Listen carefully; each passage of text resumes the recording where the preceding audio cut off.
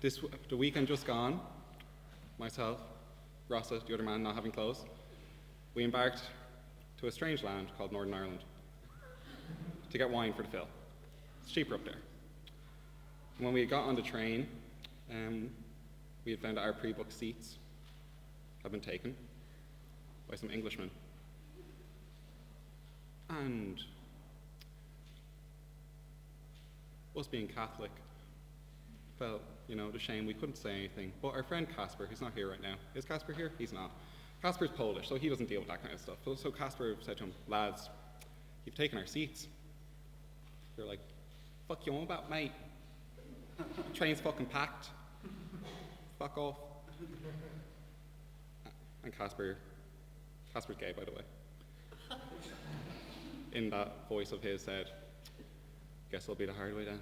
And disappeared to get the conductor. Leaving me and Rossa to stand next to these Englishmen. Hostile, scary.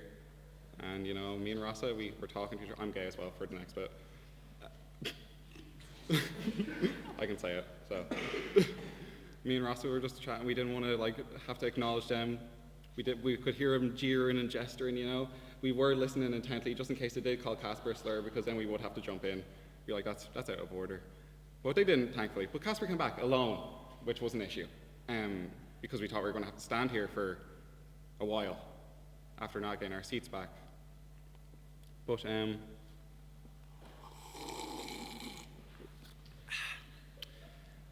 Casper said he sorted out a better solution, and we found ourselves in the canteen part, because they have fucking food on the trains to Belfast. What's that about, like? And he said he secured us first class seats. We just had to wait until we got to Drogheda. Great, perfect. We learned that day that we should ask when something bothers us, that we don't need to succumb to the Catholic guilt. But anyway, me and Rossa were kind of tucking into a pack of Maryland cookies, when all of a sudden this 6'3" man from Northern Ireland turned around, looked at me, my hair, and heard my voice, look at Casper in his tracksuit, and he knows what Polish gay people look like, so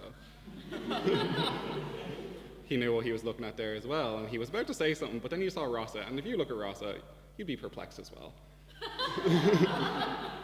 Is it gay? Is it straight? Is it from Galway? Who knows? But he was confused. And instead of calling us what he thought we were, he asked us, he was like, are you lot woke? You look woke. Are you woke? We didn't know what to say, and he said, listen, lads, tell me, what do you call a teenage girl with autism? Yeah. With autism, that cries about the planet saying, you've ruined my future. And me and Rossa, we were like, didn't want to hear this. We didn't want to hear what was clearly going to be an offensive joke. And he didn't say anything. Then Rossa just goes, Greta Thunberg. And he was like, that's the one, Greta. Thanks, lads. Turned around. Okay, so we learned something in that moment, that our bigotry, like alcoholics can be woke. He was drunk, too. But then we were tucking into our cookies again.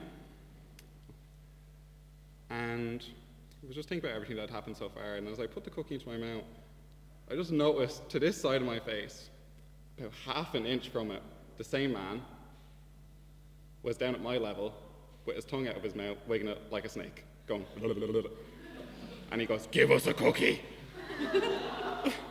And I was like shocked, I didn't know what to say, I was afraid, and I was kind of starstruck, and Ross goes, I'll give you a cookie, I'll give you a cookie. Ross took out the penultimate, the second last cookie from his pack, and he goes to hand it to the man, and unlike a normal person taking it from Ross's hand, this man goes, thanks. And got his lips around Ross's fingernails. And we just had to burn our clothes after that point, so that's why we're like this now. Anyway, a lot more happened that day. We got hate crimed by a Protestant working in a friary who didn't want to say our names because they sounded too Irish. She said Casper's, but not mine and his. Well, a good trip. We brought back 100 bottles of wine. It was successful. It was good, yeah. No, and yeah. That was that, lads. So I was told to talk for a while because some of the people back there are a bit drunk, so they want to sober up. That's why this is going on for a long time. I'm just thinking about what to say. That is a true story, by the way. But I will go sit back down now because the next was going to go on for about 15 minutes. So anyway, enjoy, have a good one, and best of luck.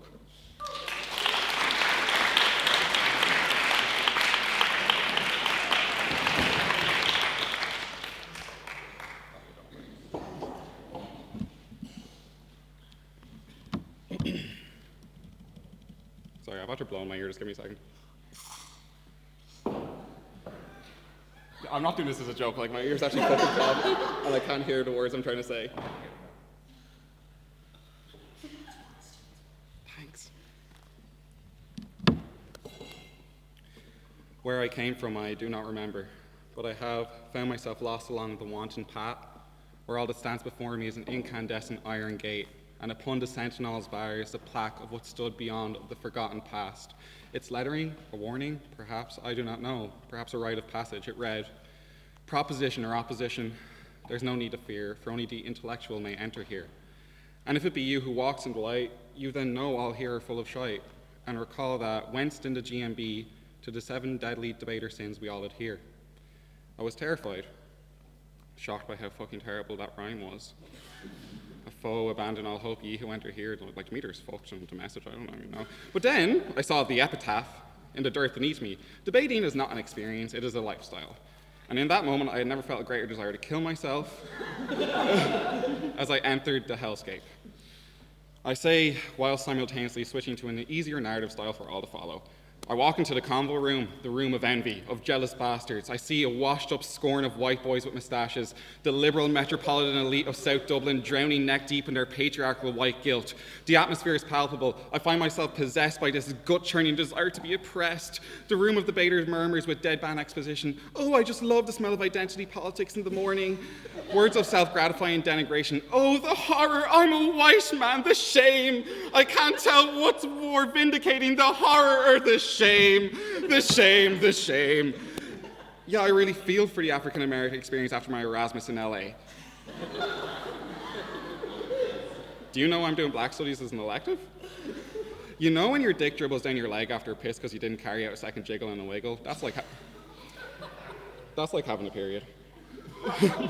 The entitlement, the ignorance. It was all too much, like I had to leave. I burst out into the hallway of the slothful to see a sea of hairy, naked people adorning the stairs, tiles, and banisters, sponged and flopped over one another. Upon each was written their crime of fraudulent faux activism. I saw all, a Marxist with a father for a landlord, a socialist with a coke addiction, a feminist who pirates OnlyFans, and an ally without the T. Their skin had congealed into one cancerous mass of pandering flesh. The beast chanted, "Woke, woke, woke, woke, woke, woke." I knew that I was in danger, that I must move forward, for if the neckbeard were to lay eyes on me, it would surely discern my socioeconomic status from my disposition and non-privatized accent and seek to save me, the bones of its previous victims having already piled up beneath this pile of redundant protoplasm that they call a Trinity student. I ran to the council room, the council of gluttony. That's where you eat. Engorge yourself upon the self-entitled bullshit of your own construed rhetoric. They say the walls here were once red, but now they echo the ghastly powder white of the very same people who occupy it. They who would snort, shoot, and swallow, smoke, suppository, inhale, drink, rub, or eat every substance all the way from whiskey to PCP.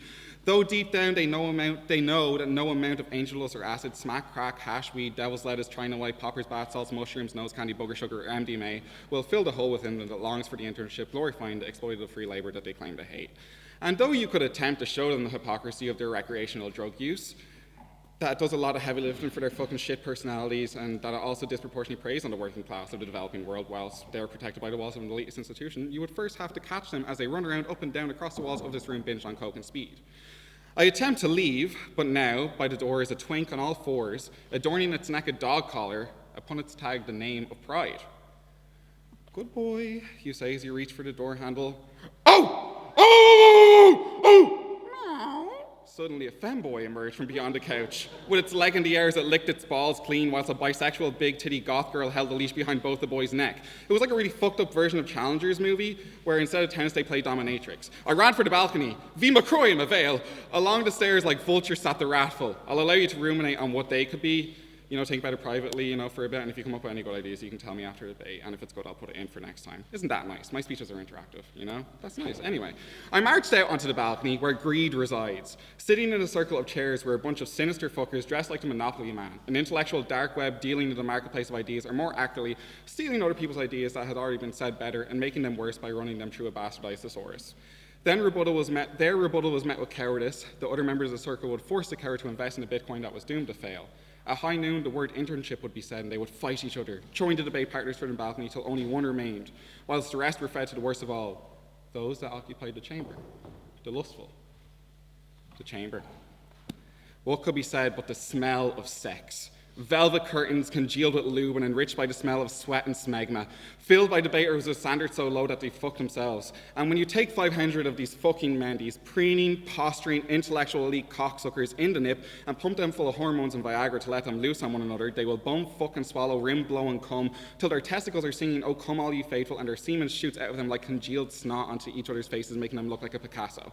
Their sex positions are mechanized so well that just by looking at them you can tell that they are emblematic of ritualistic violence committed on behalf of Western hegemonic powers. It's beautiful! As a black rock boy is getting dog, you hear Gonzaga once say, "I've got 3 structural reasons on why this dick game got you so wet right now." And as they're about to bust a Belleville boy getting spit roasted, raises his head, "POI, that dick's derivative." With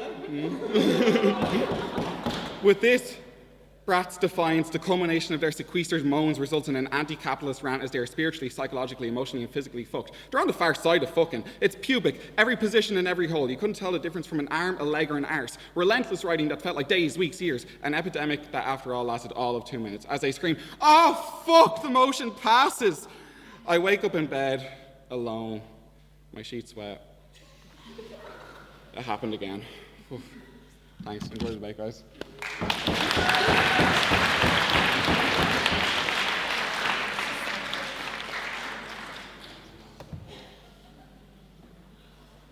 Are there any objections to me signing these minutes as a true and accurate record of the last public business meeting? There being none, I shall duly sign. Everyone, welcome to the University Philosophical Society. The motion that stands before the House tonight is this House will decouple from the U.S. economy. Standing orders are as follows. Speeches are a maximum of 7 minutes for student speakers and 10 minutes for guests. After the first minute and before the last minute, which will be signified by a bell, speakers from opposing sides and members of the audience are free to offer points of information. We encourage general audience participation during our debates. If you hear something you like, you can shout "hear, hear." If you hear something you don't like, you can shout "shame." We prioritize respect during our debates, and as a result, if anyone has any concerns about what is said tonight, our senior member of council, David Kelly, will be around at the reception all evening and is contactable via email at smc@tcdphil.com. Alternatively, I am contactable via president@tcdphil.com. Without further ado, I will introduce the speakers and judges for tonight's debate. Speaking proposition, we have Oisin Ward, Henny Betty, and Jack Palmer.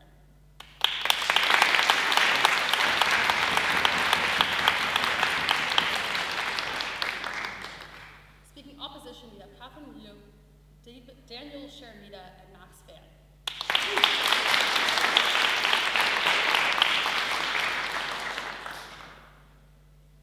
And our judges for tonight are Roland Earn, UCD Professor for European Integration and Employment Relations and Labor Economist.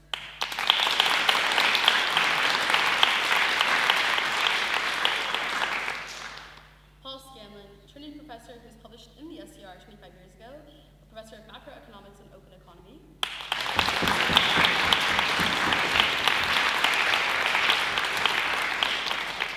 And finally, chairing tonight's panel, we have Kingsley Aikens, who graduated with a degree in political science and economics from Trinity in 1974, and who's now the current CEO of the Networking Institute and representative of the Irish Trade Board and Industrial Development Authority of Ireland.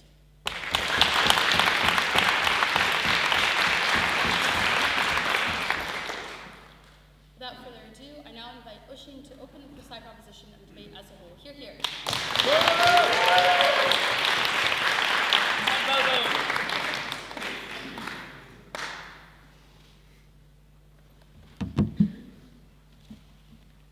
Madam President, ladies and gentlemen of the University Philosophical Society, ladies and gentlemen.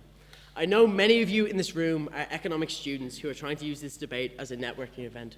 Fair play, I am as well. Now, on that note, if anyone here is an employer, I'm a final year, I'm free in May. If you're not here for that, is this a cry for help? Either way, you may not know what it means to be a coupled economy. I wish I could do the Big Short thing of saying, here's a celebrity chef, Anthony Bourdain, rip, what a legend, or Margot Robbie in a bubble bath to explain. But when I asked for that, I was told that it was out of the S.E.R's budget, and it's my job to do that. So you've got me in a tux instead. Tonight, I will explain what decoupling is and why the American economy is not something that we benefit from being so tightly integrated with anymore, and that it is unlikely to benefit us for a long time. Henrietta will explain why now, and Jack will be answering the important questions of tonight's debate. Essentially, what being coupled means is that there is a level of economic integration between economies to the point where, in this case, the US economic climate heavily influences our economy. What this tends to look like is an alignment of our business cycles, which essentially means that when the US is growing, our economy is growing too. And when the US is in recession, we're in recession too. It's incredibly hard to perform differently to the US, given Irish GDP and industry is so heavily reliant on US assets, investments, and financial firms. When you are decoupled, it looks more like Latin America and parts of Southeast Asia, which were fairly insulated from the global financial crisis, a typical American view of global, I suppose.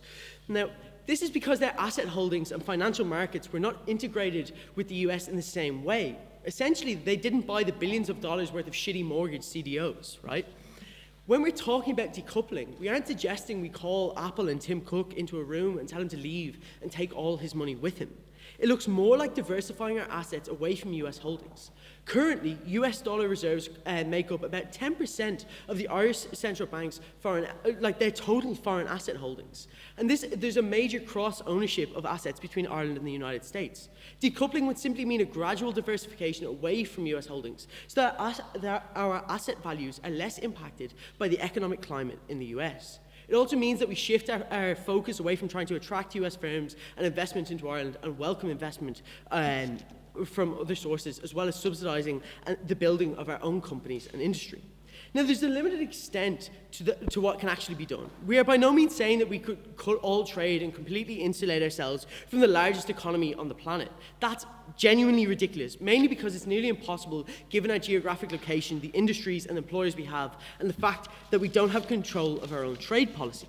Now, if the opposition tells us that this motion is not about Ireland, it's about every country that has ever been coupled with the US, sure, that's why we flew you to Dublin. But to be honest, the reasons we're going to give you are not only applicable to Ireland and can be translated across many countries. In fact, examining Ireland is topical not only because I'm a ginger man named Oisin, but because Ireland is tightly connected to the US in many ways. And trying to explain global financial systems in abstract, non-country specific terms is not a feat that we can achieve in 21 minutes. We know our own limits, right? As much as we like to try and deny them. Now, we do have a great relationship with the US, but the advent of a Project 2025 prepared Donald Trump has brought many new economic policies, massive tariffs and spending cuts, which hurt the poor, causing massive inflation spikes without wage growth. And in fact, the average American will now pay about $3,000 more in tax, so the top 1% can have a $36,000 tax cut. When inflation grows, the Fed must increase interest rates, which is basic economics. You know, I even got an email from the Financial Times, again, employers, I'm available in May, and the subject line on the email was Hawk Talk. I think it was a Hawk Tour reference, and that made me physically ill, so I nearly didn't read the article. But I did eventually, and the point of the article was that rates were going up and for a long time, because the shock that these tariffs are bringing is likely to persist, particularly when we've just endured 4 years of cost of living crisis. That means that businesses simply can't absorb a higher level of costs. And because we're so coupled with the US, interest rate rises in the US have an impact on our economy in two different ways. Firstly, because it will be a shock to our financial markets, increasing our loan prices. And secondly, because, differing interest rates attract capital to the US, forcing our interest rates to rise, arbitrage, Paul. We're not in a position where contractionary policy is the right answer. We need greater levels of investment and monetary circulation because, frankly, people are suffering. We need greater employment and higher wage levels, as well as lower house prices. None of this will happen if our loans get more expensive or our assets appreciate. Now, I know you may be asking, why now? We didn't in 2008 when the economy completely collapsed. Why in 25? And there's a few reasons for that. Firstly, the US is not where it used to be. The move to isolationism is something we have not seen on this scale since the days of Woodrow Wilson. We have not seen the US this polarized since potentially the Civil War, and we have not seen this level of inequality since the Great Depression. This has a few consequences based on US recovery. So the US doesn't have the level of capital that it used to. They are already at a massive debt ceiling that cannot be increased without great political difficulty, which makes it extremely unlikely. Furthermore, when you have you can't have expansionary and contractionary monetary policy at the same time. And so there's very little the federal government can do to induce, a growth in the economy when it's on a downturn. Secondly, Trump's tariff won't fix the US's trade balance deficit. And due to the rising interest rates to deal with inflation, the US lose their ability to essentially inflate or depreciate their way out of their debt. And most importantly, the level of inequality in the US means that a significant portion of people are poor and have no assets. Therefore, they do not benefit from any sort of interest rate rises. And they are actually worse off. And this means that they will save more because they fear the economic future. And so any stimulus that the US can push in to the general public will be attempted to smooth over time, and so will cost more than it benefits. This means that the US cannot recover as quickly as it used to, and their recessions will be more protracted and painful, making their financial positions more precarious at the very least. What importance is any of this? You remember how I explained business cycles and up and down and how we're aligned with them? This means that if they're on a downturn, that our finance and tech jobs, which are heavily market reliant, and our major skilled employer won't be hiring. So when we leave college, we won't have jobs, which means we can't move out of home. But it doesn't just affect us. This has knock-on effects on small businesses who try to get loans, on the construction workers who get laid off because the developers' interest rates went up and the demand for the hotels or office spaces fell. It means that everyone in this country will suffer pain because some spray-tanned racist and his Nazi-sympathizing blood diamond-owning buddy decided that they wanted a few more billions in their pockets. The US isn't where it's at anymore, and we as an economy need to recognize this, and therefore we need to decouple.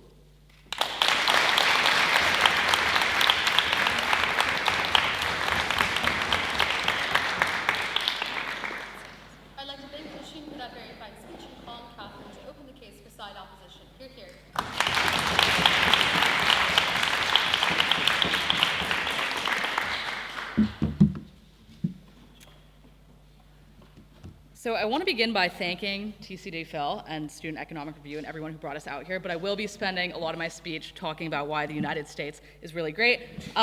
So I want to begin by quoting the literary legend James Joyce, who actually once said that America is the shining city on a hill and that countries should never decouple from the United States and that we should embrace US tech giants like Apple. And the reason why he said something so prophetic was actually very simple, which is that the United States economy is really, really good, particularly for Ireland, and the reason why is a fewfold. So Daniel will talk about the political stuff in his speech, and Max will be talking about very interesting, good things in his speech, but the things I'll be talking about are a fewfold. So number one, I want to talk about what decoupling actually means. So notably, it is something that is an intentional state policy and not something that is a result of natural market forces. So the things that they're saying, like Trump imposes tariffs on the European Union, therefore Ireland has to respond in some sort of way by diversifying. It is just naturally true that countries are going to move closer or farther away from other countries in trade relations over time, but this is not what decoupling is, right? Decoupling is a decision outside of market forces to do things like preemptive action via state policy, like export controls, like tariffs that are beyond market forces, right? And so what they have to defend is something more extreme than the thing they're defending right now.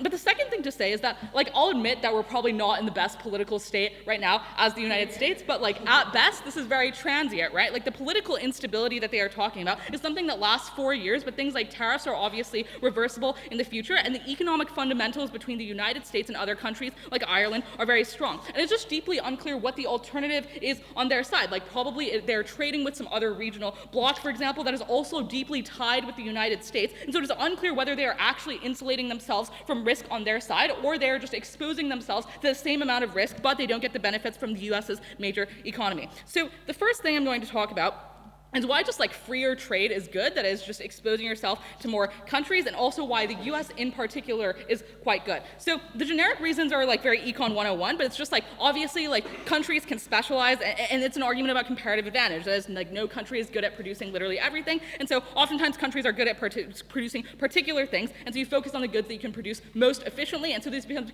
very cost effective for all the countries that are engaging in trade. There's also a greater degree of global competition, so when you have lower barriers to trade with the United United States. That means you have to compete with United States producers, and you are heavily incentivized to do things like innovate and reduce costs in order to remain competitive. But it also encourages like a very high level of foreign direct investment by reducing barriers to investment, right? This creates jobs, right? This is why American firms are employing like 200,000 people in Ireland, and the majority of the top 10 firms in Ireland are U.S. firms, right? And there's also and the reason why this generic argument is quite important is just because the benefit of remaining coupled with the United States is that it is additive, right? It doesn't necessarily have to subtract with other trading partners and your ability to access them as well. Because the fundamental thing in this argument is that in a free market, the great thing is that every time someone buys or sells an item, it is a very voluntary transaction. And so people choose transactions that are the best for them and that are best for their own incentives, and they're able to evaluate the risks that you talk about on their side that are in ways that are good for them. And the downstream effect of this is just that consumers benefit from lower prices, they benefit from higher quality goods, and a wider variety of products to choose from. But there are a couple of specific reasons why the U.S. is very, very good, right? So there are a couple of things here. Like number one, the United States is very, very well educated, and this is for why, for example, like 500,000 students in the United States go to a college that is like higher ranked than Trinity College Dublin, which says a lot because Trinity College Dublin is a very, very good school. And if you didn't like that joke, Daniel made me say it, and so you can just blame him instead. But it is also because people in the United States are very, very wealthy, right? And so they invest lots of money into the economy, and they buy lots of foreign goods. And we also have like relatively good democratic institutions as opposed to other regional blocks that you can invest in. And so it is quite stable, right? And we're also at the forefront of a lot of industries, but I'll take a point. Yeah, so Ireland cannot stop trading with the US in the same way Massachusetts can't stop trading with Latvia. Trade is an EU competency. We are only doing what Ireland is empowered to do, and the extent to which we can decouple. We're being realistic. Unfortunately, you're not. I think we're being realistic, but also like all of the benefits I'm talking about are still quite applicable, right? Which is like you need to prove that decoupling is something that would actually be beneficial. If we prove that the United States is very, very good with in regards to trade, and that is something that is really good. Okay, cool. So the United States is obviously at the forefront of a lot of innovation. Like if you think of technology firms, big pharmaceutical companies, you're probably thinking of companies that happen in the United States. It is also like specific kinds of food production. They're a large producer of oil, and this is like an immeasurable good to people, being able to access cheaper goods. Well, actually it's like a measurable good, and the measurements are on our side, right? So like there are a couple of things here, right? Like the average increase in earnings per person as a result of US trade, like globally, is $1,300, and in countries that the United States trades with, the wage gap tends to decrease, and access to US financial institutions is also like immensely valuable, right? The dollar is like 88% of global transactions. It is very stable. You can raise capital very easily by engaging in US markets. There's a very strong investor base, and like US treasuries are the safest asset in the world, right? And so all of these things are able to enable economic growth in Ireland and are unique relative to other countries that you could be trading with. So for example, if they want to talk about the European Union or China, these places have higher regulatory barriers than the United States and weaker consumer demand than the United States on a dollar rate, right? And so all of these are reasons why the United States is particularly good. The second thing I want to talk about is just why political alliances with the United States are good and why economic alliances, engender kind of political alliances. And the reason why is just because when you are coupled with the United States economically, it obviously creates incentives for the United States to, for example, bail you out in times of crisis or help you in times of conflict, and they have lots of capital actually available to do so. And it also gives you a lot of negotiation power in international bodies, right? And so you are able to, in those international bodies, have your voice heard a little bit more. And notably, if you try to decouple from the United States, we think the response from Trump is actually going to be much, much worse. That is, he's able to do things like cut you off from the United States financial system, take away your most important experts, and it doesn't require him to actually do the thing, but for just him to say so in order to shake investor confidence, reduce the amount of capital flowing into Ireland. So there are just transient shocks that are very, very bad for the Irish people. That is, people become unemployed. You access much less money as the federal government when you are not able to like raise enough revenue from corporate taxes, stuff like that, as companies like leave the United States. These are all things that are very, very terrible, and we think that in the short term and in the long term, this is a very bad idea.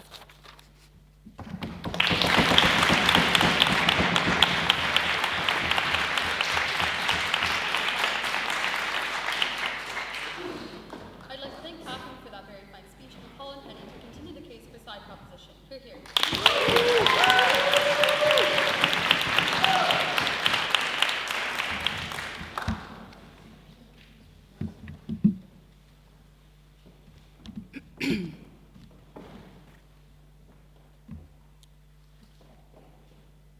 Prevention is always better than cure. Believe me, because I'm a healthcare student.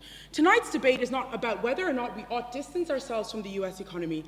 Note that America's growing trend towards becoming more isolationist and protectionist means that they soon and inevitably will pull themselves away from us. On side proposition, we choose to be proactive instead of reactive. 3 contributions from my speech, each will independently win this debate.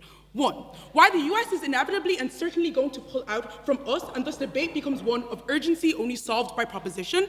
2, the things that Oisin talks to you about, unlike the rebuttal that we hear from opposition, are not only in Trump's term, are not only in the short term, they will persist into the long term. And then lastly, while the alternatives we talk to you about, i.e. the methods in which Oisin tells you we're going to decouple, are going to be successful and beneficial in and of themselves, and we can't comparatively do on their side of the house. First contribution, why is the US inevitably and certainly going to leave us? I think firstly on incentives. A, Trump made a major campaign on becoming an economic nationalist. That is, he has promised to keep American businesses American. He wants to do things like block out things like foreign competition, e.g. take for example Chinese electric vehicles coming in. He wants to do things like protect American companies like Tesla and Trinity. He does this through things like imposing significantly high tariffs, etc., and also reducing the amount of trade and influx of goods they have from other alternative countries. Because this was the pinpoint of Trump's current campaign during the presidential elections, he has a massive incentive to act on this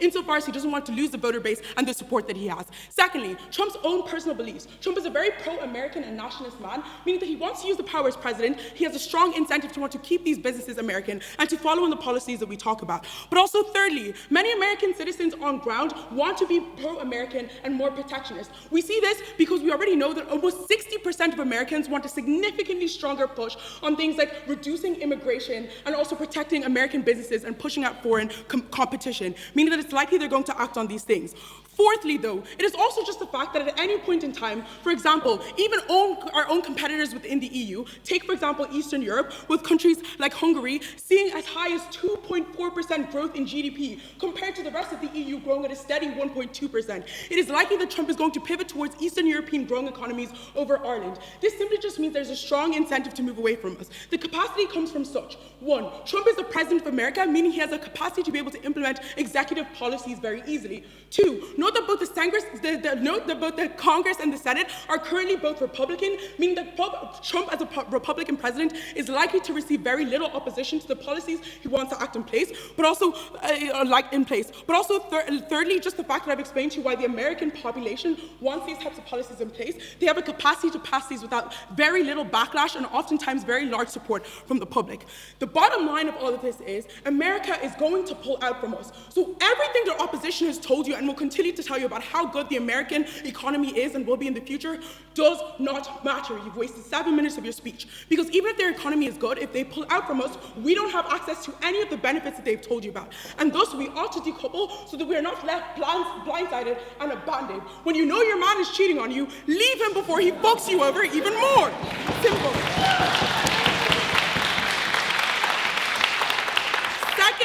Second contribution to this debate. The policies that we talk about, that myself and Oisin talk about, are going to persist into the long term, not just in Trump's presidency. Why?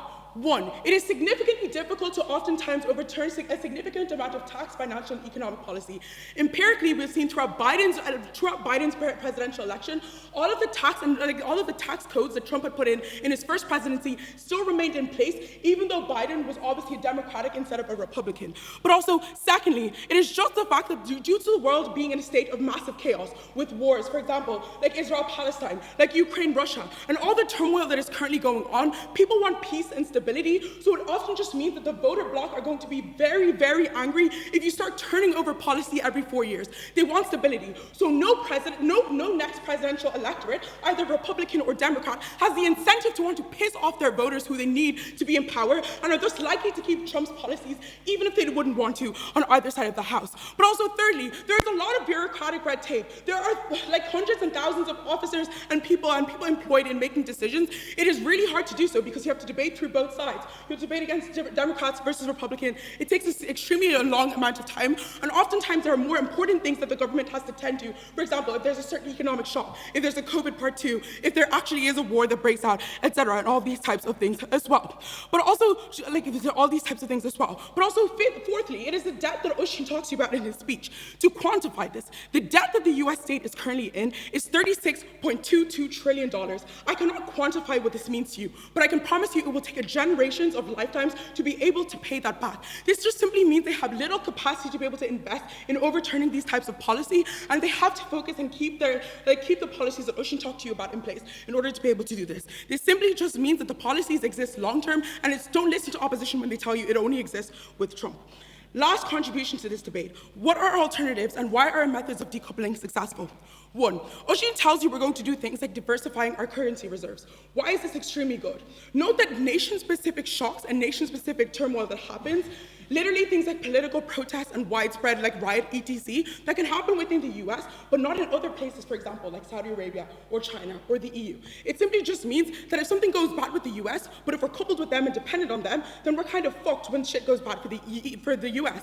But if we're like slowly decoupling from the US and we're moving to alternatives like the EU, like China, like Saudi, it means that even if one country in the EU is fucked over, we'll be fine because we still have the other countries in the EU, we still have Saudi, we still have China. I think you get the vibe. Diversifying inherently makes us more stable and is better for the Irish economy, meaning we're less likely to go into things like economic turmoil, recessions, quality of life gets better on our side of the house. Secondly, internal and domestic investment. You're probably thinking, we can probably still like invest in domestic Irish businesses or like on either side of the house. The reason you can't do this to the same extent on the opposition side of the house is because you trade off a significant amount of resources, money and investment. Like a significant amount of money, resources and investment. I think we have like something like billions of dollars currently invested and tied up with the US. At the point where we decouple, we free almost 300 billion euros to be able to invest in domestic Irish businesses, meaning things like Kerrygold and your alternative olive oil spread, if you don't like that, are able to do significantly better because we're able to give them much more investment. They're able to do things like expand their operations. They're better able to sell to a variety of other people,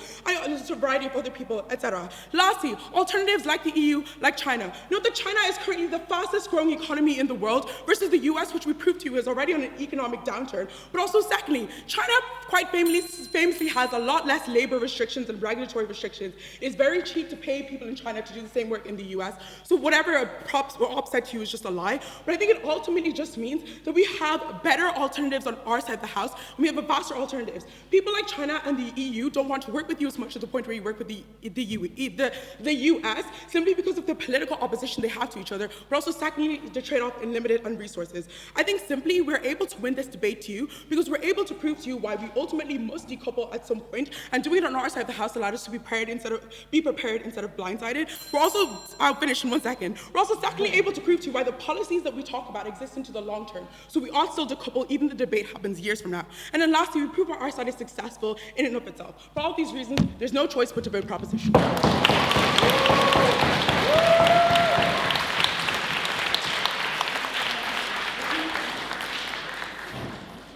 like to thank Kenny for that very fine speech and Paul and Daniel to continue the case for side opposition. Thank you.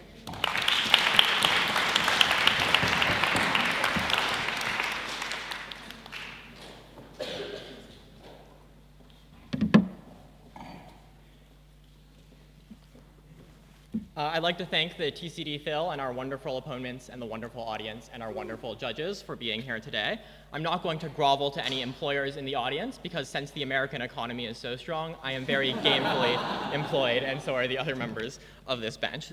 There are a few things that I want to chat about in this speech today. So firstly, is the decoupling that they advocate actually accomplishing anything? Because I think the thing that they're advocating for is quite strange, right? They're saying, relations with the US might get bad, and that might mean that we're no longer able to have an economic relationship with them. And so the thing that we ought to do is just to cut off the economic relationship with them. But the problem that they are trying to avoid is exactly the solution which they are choosing to enact, right? It's like saying, oh, I'm not going to drink a glass of water because I worry I might get thirsty later. They're not actually solving any problem here because they just mean that they're not able to get the economic benefits that they are able to maintain, or they're, like the end outcome that they say, which is that you lose the economic benefits of the US, is is what they are advocating for right now. But secondly, is there actually a world in which they're able to diversify out of the harms that they say? Because if their argument is that Ireland should do a lot of trade with Europe, well, Europe does a lot of trade with the United States, which is why the great financial crisis also affected the European Union. So do they actually get any benefit out of this, or are they just changing like the S for an E at the beginning and not actually getting any meaningful change here? But the final thing is just notice that the specific things that they say, which is that some of the economic fundamentals in the United States are perhaps weak, and they might want to raise interest rates, are also equally true of other countries in the world.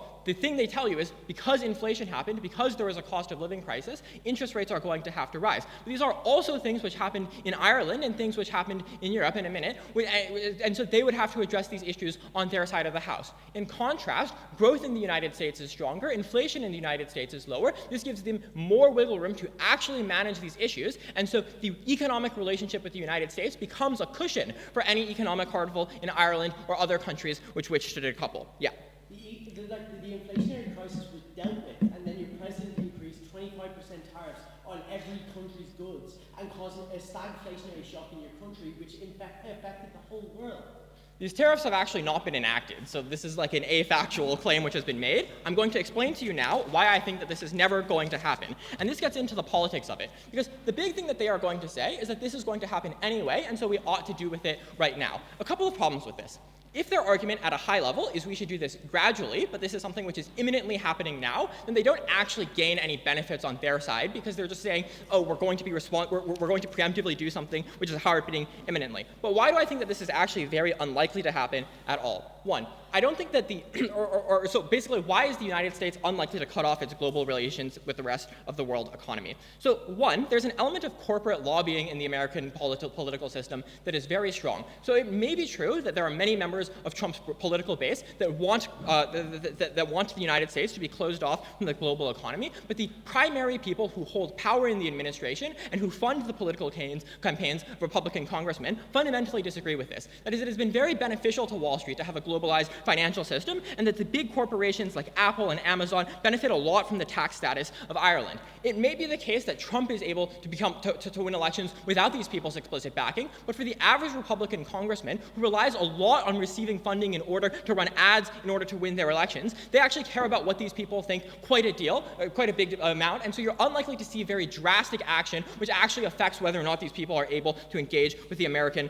or with the global economy. But secondly, I don't think that this is actually something that voters want, and you're not going to see large tariffs in the United States, because even the Republican base relies very heavily on global trade. That is, in states like Montana or Missouri, where there are large agricultural sectors, they rely on exporting those agricultural products to the rest of the world. So in the United States, over 60% of soy that is produced is exported to other countries in the world, primarily in Europe or in Asia, or in East and Southeast Asia. What that means is that voters on the ground, and keep in mind these are the voters who are the most politically organized and the most connected to politicians, do not want these policies to actually be passed because it is going to affect their economic livelihoods in very concrete ways. I just think that this is more concrete than the kind of vague things that they tell you, which is people generally want stability, and so for some reason they're going to blow up the global economic order. But finally, even if the voters are wrong right now and they think, no thank you, that they're just going to do things which are very bad, in the long run, democracy is corrective. So if voters see that prices go up, they're not going to just stay with a system that doesn't work and has clearly failed them. They're going to vote for corrective policies which actually makes it so that you don't have or which eventually repeal the tariffs. Yeah. Are you saying like American voters would vote for like corrective policies, like I don't know, maybe if you did like an act for inflation reduction or something like that, but they'd be really behind that and not vote for another guy who's crazy? Well, I think they would vote for. I think that. Right, the argument here is just that if they pass tariffs, which they had not passed in the past, then they will vote for somebody who is going to repeal those tariffs, right? Which is why after they voted in Trump, they also voted in another guy. The problem was that he probably didn't do as good as his job as he should have in order to actually fix the political system, right? So what is the end outcome of this political argument, right? I think they are probably right that Trump is going to do some things. But what this means is that he has a very vested interest in not doing the very bad things that they talk about. So probably you see some very flashy things, like Trump makes a bunch of threats, or he targets a few specific companies that are going to get attention in the media, but he doesn't do the things which are actually damaging to the global economy, and so you don't see the harms materialize that they talk about. But the second thing that I want to say here is that I just don't think that the politics are actually necessarily the most important part of this, right? That is, the arguments that we tell you are things also like, oh, the financial system that the United States has is extremely important and enables that people are able to get investments. And so if this isn't, like, as they tell you, this isn't necessarily even about trade policy, and it's unclear how much government influence is actually wielded on things like Wall Street, and whether or not these are key political issues for the vast majority of people. The final thing that I want to do then is talk about the measure or the issue of alternatives and whether or not the other actors you could turn to are better. And I've already talked about this a little bit when I've said that that they're going to engender a lot of the same problems, but I think in particular China is not a particularly stable actor given the problems in its property market and the problems and the fact that like as an authoritarian system of government, it is always more vulnerable to political shocks if Xi Jinping loses power or if new people come into office. Look, the fundamental thing here is very simple, which is, yes, stability is valuable, but the individual actors who run companies and buy things have already made this judgment when they decide who they want to do trade with, and they have decided that it is not in their interest to do less trade with the United States. It's unclear why you should trust the college students on the other side who do not have jobs.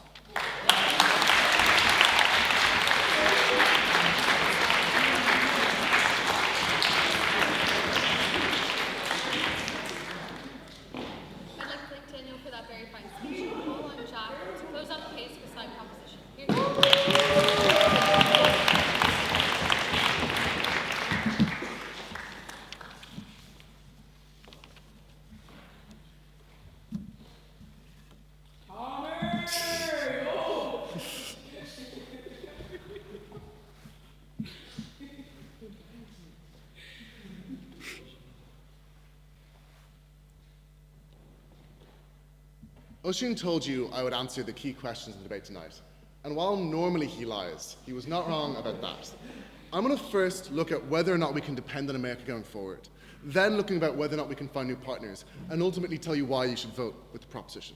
So on whether or not we can depend on America going forward, the opposition case, like much economics, is reliant on the magic words that they haven't even bothered to say of ceteris paribus. They just rely on the fact that everything's going to keep going good, and they ignore Oisin's structural reasoning why much of the strength of the American economy is not sustainable going forward. They say we're rich, right after Oisin tells them why they've got debts that will pile up. The fact is that we have pointed out the way in which we cannot depend on them in the long term, whether it be Fed rates being different, either for the reasons Oisin mentioned, of potentially they're looking at high interest rates, or indeed the last speaker who countered it by saying, oh no, our inflation rates are very different. Well, that means probably the monetary policy of the ECB and the Fed are again likely to be different. Oisin's argument is simple. We need to have our own, we need to unalign our business cycles. We need to make sure we don't have full contagion so we aren't dragged down with America. And crucially, these are long-lasting structural effects. This is not an Orange Man bad case, though of course Orange Man is bad. And not Oisin, I know Oisin's ginger, other one. Separately, Henrietta, for her part, has not only further established why the American economy is far from dependable, she has also pointed out why we specifically can't assume the current American investment into our economy and associated business partnerships will last forever. And the fact is that this debate tonight is, if we are right in this kind of push we have pushed, on this burden we've pushed towards them, of the fact that America might leave anyway, it's not a question of whether or not we decouple. It's a question of when and how. We say we should do it on our own terms. While we currently have budget surpluses, when we have the money that the EU forced us to take from Apple, while we have this capacity to invest right now rather than in a recession and when investors are scared because they're already pulling out. Indeed, we should invest right now when American workers and high-skilled workers are leaving America because Orange Man bad. We can attract skilled workers, we can attract capital from China and from the EU, who's looking internally, and indeed from Canada, who's looking for new partners because, again, Orange Man bad.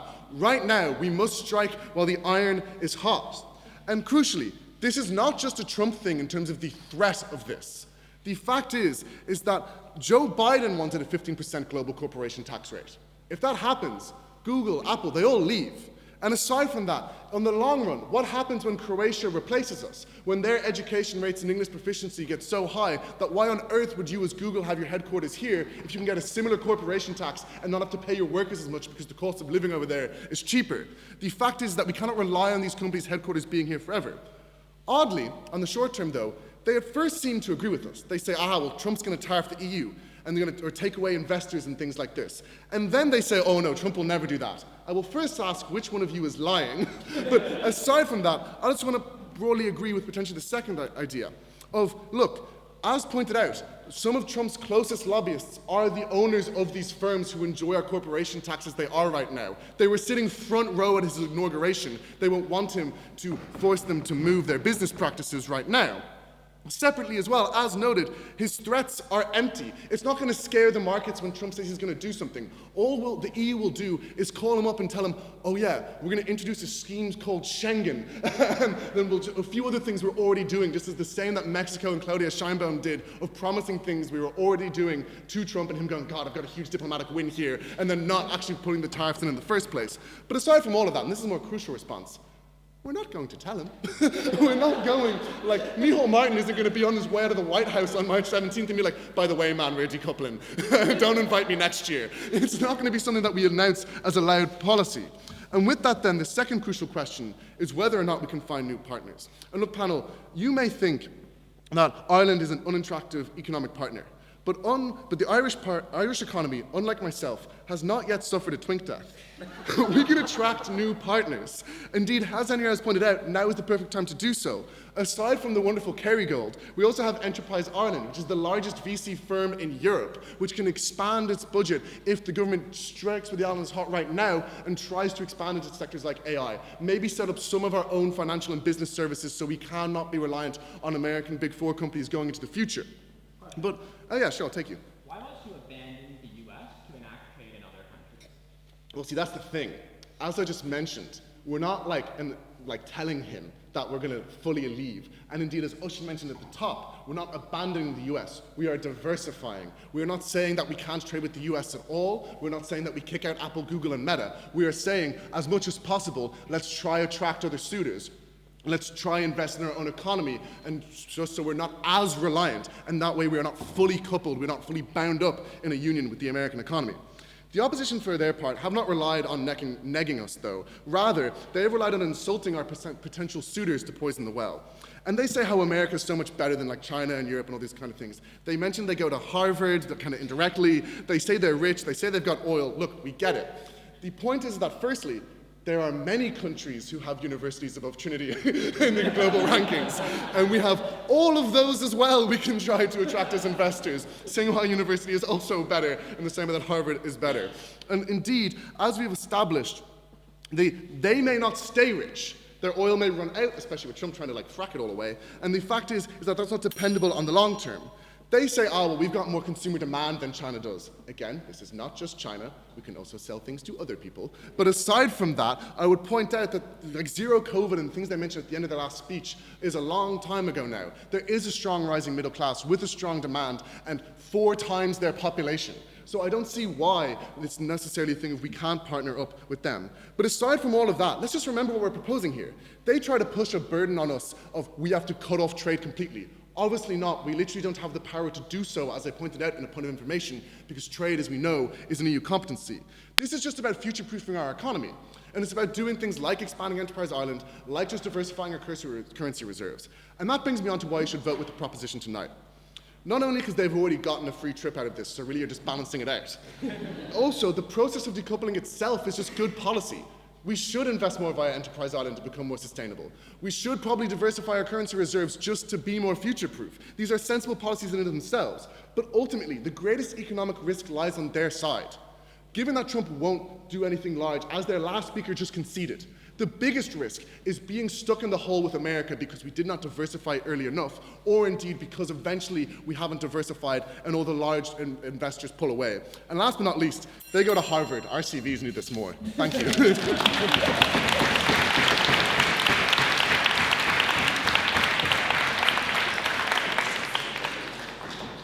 to thank Jack for that very kind speech and call him back to close off the debate.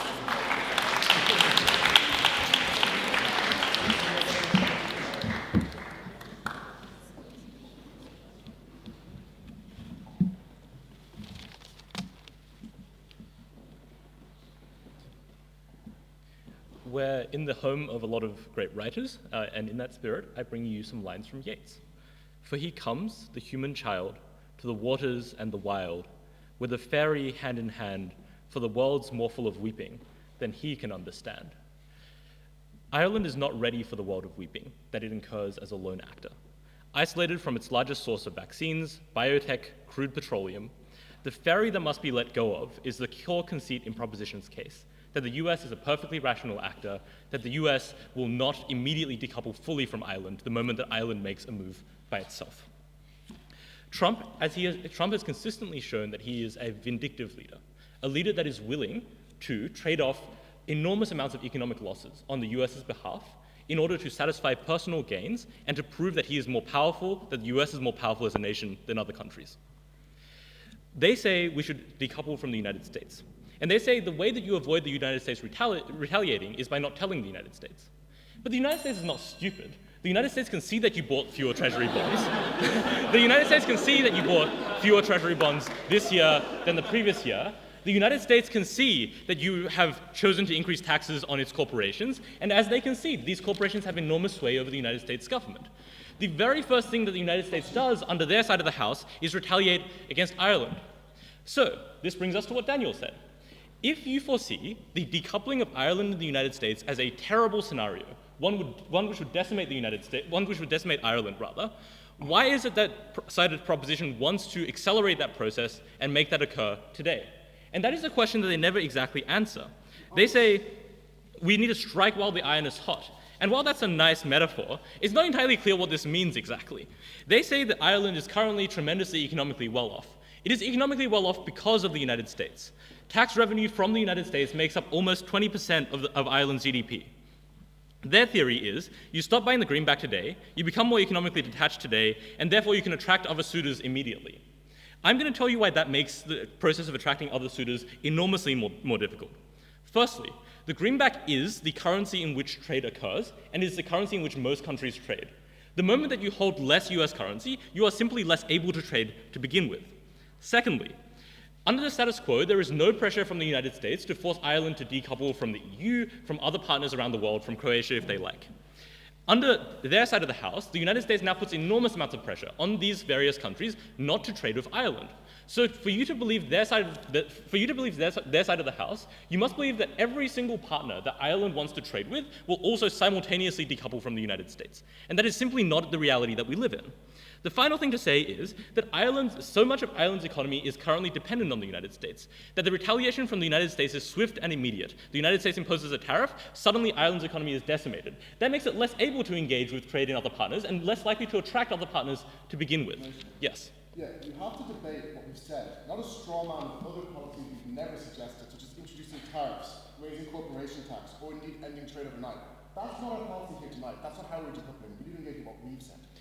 That's perfectly fine. But this raises a very interesting question for side proposition, which is, what did they actually say that they would do?